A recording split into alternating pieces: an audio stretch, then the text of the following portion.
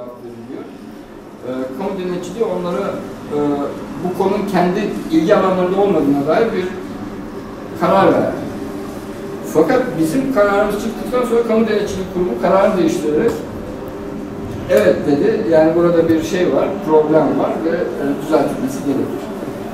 Şimdi bütün bunu başlatan bir derneğin bir başvurusu oldu. Bu hemen bir etki yaratır mı, yaratmayabilir. Ama bu kayıtlara girdi. İşte bir kamu kurumunun kararı olarak ortaya çıktı. Yüksek Seçim Kurulu nasıl cevap vereceği konusunda bocaladı ve çok temellendiremedi kendi yanıtını. Eğer gelecek seçimlerde bunun üzerine gidilirse daha farklı adımlar atılması mümkün bir hale geldi. Dolayısıyla bu kamu kurumlarıyla ilişkileri hem diplomatik açıdan, yani lobi anlamında, hem de başvuru yollarını sonuna kadar kullanmak ve başvuru yollarını kullanarak belli neticeler elde etmek anlamında kullanmak mümkün. Bu alanı hiçbir zaman boş bırakmamak gerekiyor. Fakat çok boş. Yani genelde Türkiye'de sivil toplum örgütlerinin bunlarla ilgili çalışmaları oldukça yetersiz. İş uluslararası alana gelince daha da bunun yetersiz olduğunu görüyoruz. Son zamanlarda bir miktar gelişme katletse de. Bundan 2 hafta önce İsviçre'de Birleşmiş Milletler'in ırkçılık ve ayrımcılıkla mücadele sözleşmesi, ırkçılığa karşı sözleşmenin Türkiye raporunu değerlendirme toplantısı vardı. Türkiye bu sözleşmeye 2002 yılında taraf oldu ve o tarihten bu yana bu sözleşme kapsamında belli sürelerle sözleşmeyi ne kadar hayata geçirdiğine dair rapor sunmakta. İşte sunduğu son raporun değerlendirme toplantısı da 2 hafta önce oldu Cenevre'de. Burada tabii komisyon, komite üyeleri Türkiye'ye sorular yöneltiyor ve Türkiye buna cevap veriyor. Ama bundan önce komite üyeleri Türkiye'den gelen sivil toplum kuruluşlarıyla görüşerek oradan aktarılan bilgileri değerlendiriyor. Şimdi burada kimler vardı diye bana soracak olursanız, sivil toplum adına Türkiye'den bir kere uluslararası bir takım kuruluşlar vardı. AF örgütü gibi, işte çocukları korumaya yönelik örgütler. Türkiye'de bir de mülteci meselesi doğduğu için mültecilerle ilişkin kuruluşlar. Türkiye'den yine bu eşitlik ve ayrımcılıkla mücadele derneği vardı. Ve onun koordinatörlüğünde çeşitli sivil toplumlarından katılan temsilciler vardı. Mesela burada yer almak gerekir. Bu tür faaliyetlerde yer almak gerekir. Raporda, Türkiye'nin sunduğu raporda ne de komite üyelerinin sorularında Kafkaslarla ve Çerkezlerle ilgili tek bir konu yoktu. Halbuki ilgili. Çünkü ırkçılığa karşı mücadele sözleşmesi kültürel ve etnisite temelli bir bakışa sahip. Yani sözleşmenin maddesinde zaten bunun böyle olduğu ifade ediliyor. Dolayısıyla Türkiye'de ayrımcılık gören her kültür ya da etnisite grubu bu sözleşmenin kapsamındadır. Eğer bir sorunu varsa da bu sözleşmenin kapsamında ifade edilebilir, dillendirilebilir. Mesela en çok tartışılan konu bu komisyon toplantısında romanlar oldu bu sefer. Başka bir romanlar. Ne oldu ki? Romanlar kadar ses çıkaramıyoruz diye. Evet, yani bir kere 11 komite üyesi var. Bu 11 komite üyesinden en az 5-6'sı romanlarla ilgili bir soruyu mutlaka sordu. Romanların eğitimi ile ilgili, iş yaşamlarıyla ilgili, barınmalarıyla ilgili meseleler gündeme getirdi. Türkiye raporu da, Türkiye kendi raporunda da bu soruların geleceğinin farkında olması nedeniyle belki 2-3 sayfayı romanlara ayırmıştı. İşte romanlara nasıl iyi davranıldığını, nasıl projeler yapıldığını, stratejik planları, eylem planları nasıl yaptığımızı falan anlatan. Bir tane var. Bir tane mi? Yok, birden fazla. Bir tane daha var galiba. HDP'den var mı? CHP galiba. Ama en şey CHP'deki bilmem ne. Ve yani burada önemli olan o konunun orada bir yer işgal etmesiydi. Yani hem Türkiye raporunda vardı hem komite Türkiye'nin raporunu eleştirdi ve böylece o konu gündeme girmiş oldu. Fakat orada Kafkaslar ve Çerkezler diye bir konu yoktu. Niye yoktu? Çünkü oraya onu sokacak lobi çalışmasının yapılması gerekir. Yani bu kurumlarla ilişki kurulması gerekir. O komite üyeleriyle tanışmamız ve onlara bu sorunları aktarmamız. Aynı zamanda devlet düzeyinde de o baştaki parlamento ve hükümet ilişkileriyle girişimlerde bulunarak yani resmi kanallar üzerinden belirlenecek şeyleri demeniz gerekir. Ve orada bir kişinin de hazır bulunması gerekir. Yani o toplantı yapıldığı gün ve bir iki gün, yani iki ya da 3 gün verilse yeterli olur. Ki orada çevirmen hizmeti bize sunulabiliyor başkaları tarafından. Gönüllü çevirmenler olabiliyor. İşte biraz önce bahsettiğimiz o Türkiye'den giden sivil toplum kuruluşunun çevirmenleri vardı mesela, başkalarına da yardımcı olabiliyor. Yani bir şekilde bu işe girdiği zaman nasıl yapılacağı ya da daha az masraflı nasıl yapılacağı da ayarlanabilir. Yeter ki böyle bir irade olsun, böyle bir istek olsun, böyle bir azim olsun. Bunlar olduğunda buralarda ifade edilebilir. Benzer şekilde Avrupa Konseyi bizim açımızdan çok önemli Türkiye açısından. Avrupa Konseyi'nin ilgili birimlerinde konunun gündeme getirilmesi. Çünkü az bir gruptan bahsetmiyoruz. Ne kadar nüfus? 2-3'ten başlıyoruz. Yukarıya doğru serpes. Evet, ama tabanda 2-3 var. Yani en minimum dediğimiz şey. 2-3 milyon. Sefer abi oturduğu için biraz aşağıdan aldım. Yüksekten söyleyince kızıyorsun. Tamam. O her yerde olur o tartışma. Kürtler için de bitmeyen öyle bir tartışma var. Herkes için var. Türkler için de var. Türklerin olmadığı iddia ediyoruz. Zaten en dezavantajlı bir şey olacağız. Sıradan Türk. Yok, benim ailem, aslında benim ailem de göçmen. Rus Bulgaristan göçmeni bir aile. Yine Osmanlı'nın gelişinin bir eseri olan bir göç ailesi. Burada tabii hani 2-3 milyon diyoruz minimum. Karadağ nüfusu kaç biliyor musunuz? 600. Evet. 600-700 bin civarında ve bir Avrupa Konseyi üyesi devlet ve ülke.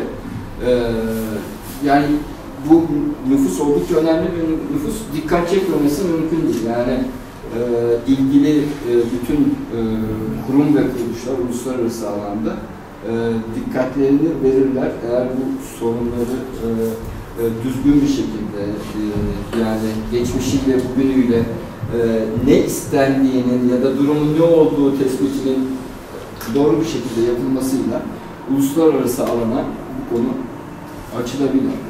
Birçok böyle konu var açılmamış. Yani dünyada da var. Mesela biz bundan 15-20 yıl önce Gürcistan'da misket Türkleri var.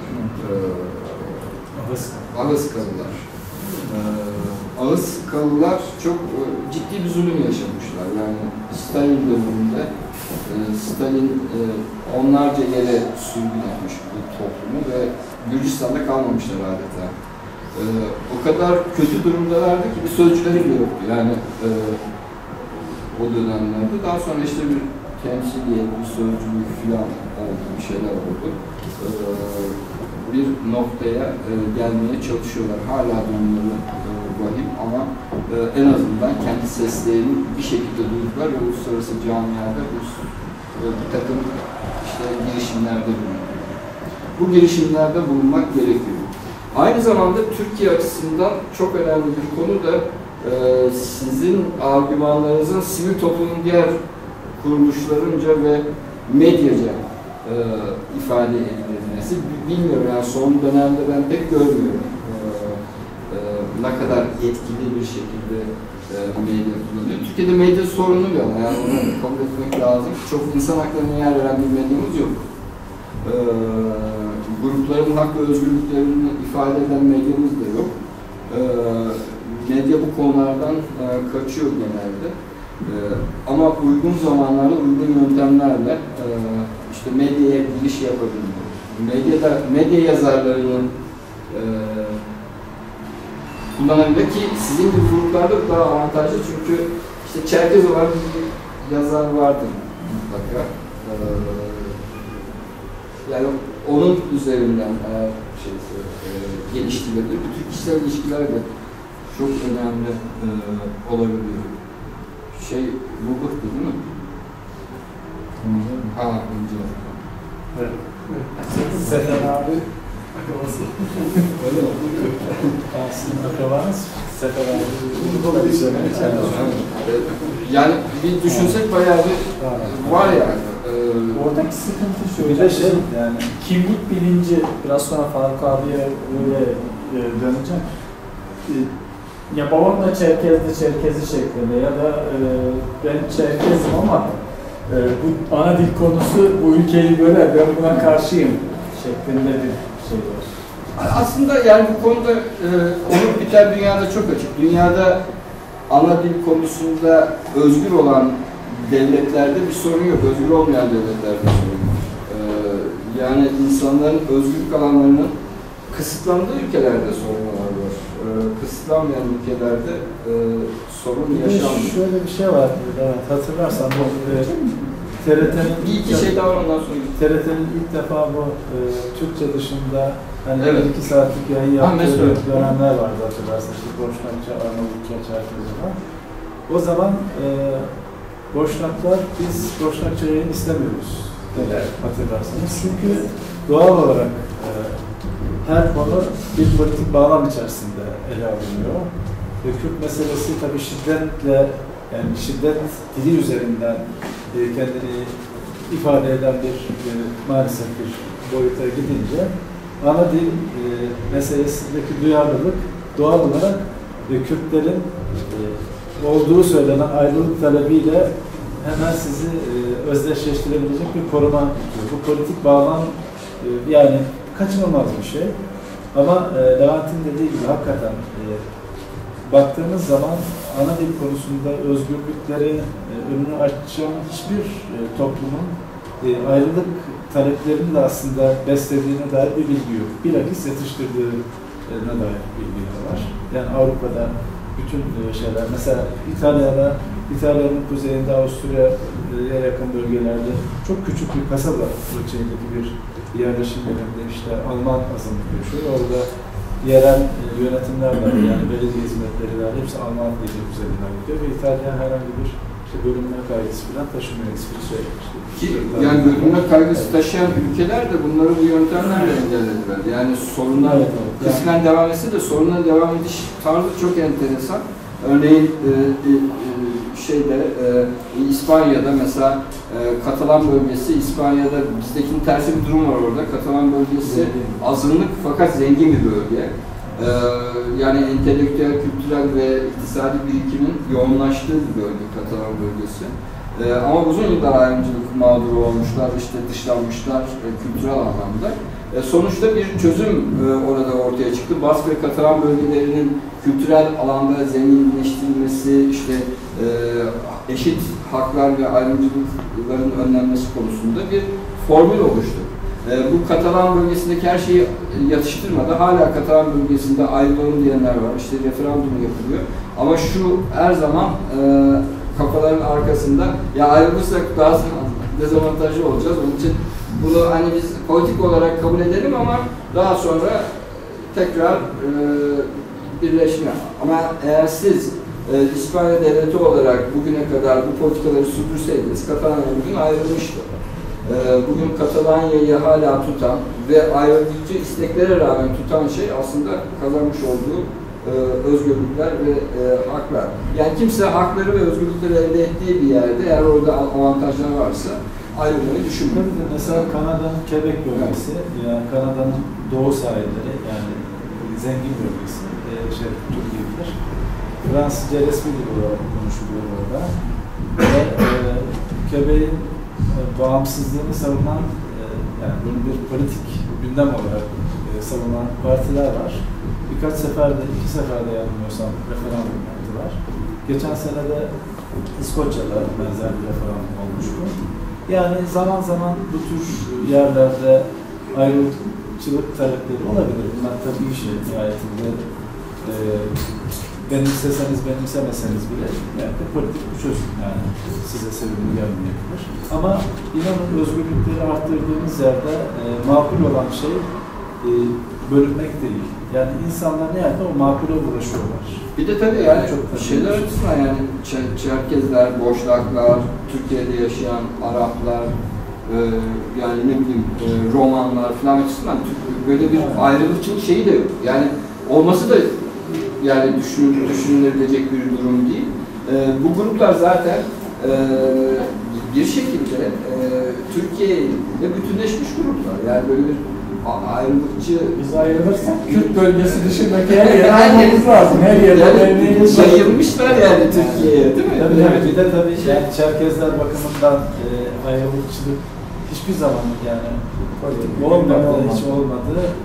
Real de değil çünkü yani nihayetinde Çerkezler buraya sonradan gelmiş insanlar. Yani hepimiz yani ben de biliyorsun buraya sonradan gelen insanlar çocuklarım ama yani Kürt meselesinin yani bir otokton halkın kendi talepleri bunu siyasallaştırılmış bir formata dökmesi de belki anlaşılabilir bir şey ama Çerkezlerin durumları çok farklı. Zaten böyle olduğu için hiçbir zaman gündemde. Hatta belki şunu söyleyebilirim, şöyle özür dilerim daha. Bu gönüllü asimilasyon ve zorunlu asimilasyon diye iki farklı şekilde anlatılan toplulukların uyum süreçlerinden bahsedilirken belki Çerkezlerin gönüllü asimilasyona bile razı oldukları, istedikleri, talep ettikleri bir durumdan, halden belki bahsedilebilir, büyük ölçekte. Kısmen tabii yani evlerinde Çerkezce'yi konuşmak istemeleri, bu konuda bir kararlılık içerisinde oldukları, dilin bu ana kadar yaşamış olmasından elbette bizim görebileceğimiz bir şey ama genelde böyle bir şey, yani büyük kitlelerle sürtüşmeyelim bir psikolojisi ve davranış türü içerisinde oldu Çerkezler. Bu bakımdan kendi kültürel taleplerini dile getirirken Kürt meselesinin oluşturduğu politik atmosferin olumsuzlaştırıcı etkisine kapılmalarına hiç gerek yok. Var bir şey daha söyleyip ondan sonra zaten sana bırakacağız sözü. Bu kimlik meselesi ve kimlik ilişkileri açısından değerlendirme önem taşıyor çünkü. Tekrar dönecek olursak birçok grupta, siyasi partilerde, medyada, diğer sivil toplum kuruluşlarında Kafkas kökenli, Çerkez kökenli insanlar var. Ben mesela hatırlıyorum bir ara Refah Partisi ve Milli Selamet Partisi zamanında parti içerisinde bir Çerkezler grubu vardı. Bize bir kuruş katkıları olmadı. Rahmetli Erbakan Hoca şey değil mi? Tabii. Yani mesela bizim Abdülhatif öyle girdi siyasete. Yani bir dönem CHP'de yükselmenin şeyi Çerkez olmaktı yani. İşte yani şeyde de öyle. Önder Sallar dedi. Bu dışı seni yakar hocam. Milli Selamet Partisi'nde de öyle. Yani bu gruplar var ama bunlar ne kadar hani Çerkezlerin kültürel haklarını düşünüyor, ne kadar böyle bir bakışa sahipler soru işareti. Ama biraz da bu ilişkileri kurarak, geliştirerek, duyarlılıkları arttırarak mümkün. Yani durduk yerde olmuyor. Yani bir şekilde bu kesimlere ulaşmak mümkün. Daha mümkün. Yani diğer gruplara nazaran. Son olarak yani bir takım noktalarda da sivil toplumla temas edip ortak sorunların alanlarını keşfetmek. Mesela en önemli ortak sorun alanlarından biri, bugün onlarla konuşuyorduk. Devletin sivil topluma verdiği desteklerin nasıl verildiği meselesi. Şunu biliyoruz ki bugün devlet sivil toplumu desteklerken eşit adil bir destekleme mekanizması üzerinden hareket etmiyor. Yani eskiden de öyleydi. Fazla değişen bir şey yok Türkiye'de.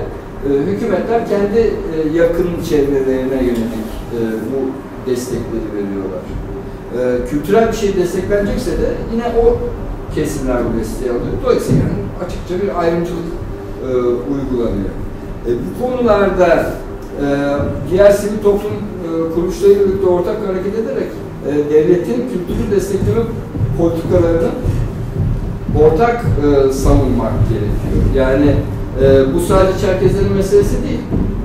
Başka bir sürü kesimin de meselesi. Onlar da daha adil bir zeminde bu yardımların dağıtılmasını talep ediyor. Sivil topluma desteklerin bu zeminde verilmesi ve kültür politikalarında daha eşitlikçi olmasını talep ediyorlar. Dolayısıyla orada bir uyuşma, birleşme noktası var. O noktalarda onlarla birlikte hareket edebilmek, kapasitesi geliştirmek gayet önemli bir konu. Temasta olmak, onlarla birlikte hareket edebilmek. İşte bu ırkçılık, ayrımcılık meselesinde yine yani benim bizzat içinde bulduğum bir yasa çalışması var. 6 yılını doldurdu bu yıl. Tasarı olarak hala bekliyor. Ayrımcılıkla mücadeleye ve ayrımcılık kurulu oluşturarak şikayet almaya yönelik bir mekanizmayı da kuran bir yasa bu. 6 yıl sonra hala devlet bunu çıkartacağını savunarak uluslararası kamuoyunu ikna etmeye çalışıyor. Yani bu tasarı güçlü bir tasarı ve eninde sonunda çıkacak.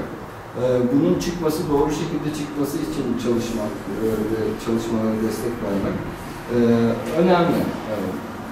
Yani özet olarak bu konuları çalışan bir kuruluşun yalnız çalışmaması, dünyaya bakması, devlete, kamu kurumlarına bakması ve sivil topluma bakması, medyaya bakması gerekiyor. Buralarda yani keskin bir şekilde değil fakat ikna edici bir sesle ve Türkiye'nin de taraf olduğu sözleşmelerden hareket eden bir yaklaşımla tutum alması bu konulardaki aktivizmini, bilinirliğini ve sesini güçlendirecektir. Yani bunun üzerine gitmek gerekiyor ama duruma baktığımızda, mevcut durumda Türkiye'de en azından Çerkezlerin, Kafkas kökenlerinin sorunlarının resmi düzeyde çok ifade edilmediğini, uluslararası düzeyde bunun görünür olmadığını, sivil toplumda da aslında fazla bilinmediğini, birey düzeyde ise çok az bilindiğini, toplumdaki insanların konuya bakışları çok sınırlı kaldığını söyleyebiliriz. Yani biz de mesela Çerkez Derneği'nde işte daha çok yerel adetler, yemekler falan, yani Çerkez olmayanların gözünde öyle bir şey şekilleniyor. Hiç kimse Çerkezce'nin işte bir dil olduğunu, gelişmiş bir dil olduğunu, konuşulduğunu, başka ülkelerde de konuşulduğunu, Çerkezlerin dünyanın içinden kaç ülkesinde bulunduğunu falan hatırlamaz. Yani böyle bir bilgisi yoktur çünkü insanların. İşte Çerkezlerin yemekleri gelir. En çok bilinen bence Çerkezler konusunda Çerkez gelinlerinin çok iyi olduğunu. Toplum bunu söyler durur. Yani derinlemesine ciddi bir bilgisi de toplumun pek yoktur. Yani bu bilgiyi kazandırmak, topluma kazandırmak, sivil topluma kazandırmak, devlet ve uluslararası düzeyde de hani biz varız burada ve haklarımız var demek çok önemli. Bu noktaya gelinmesi gerekiyor. Buradan Faruk abiye geçerken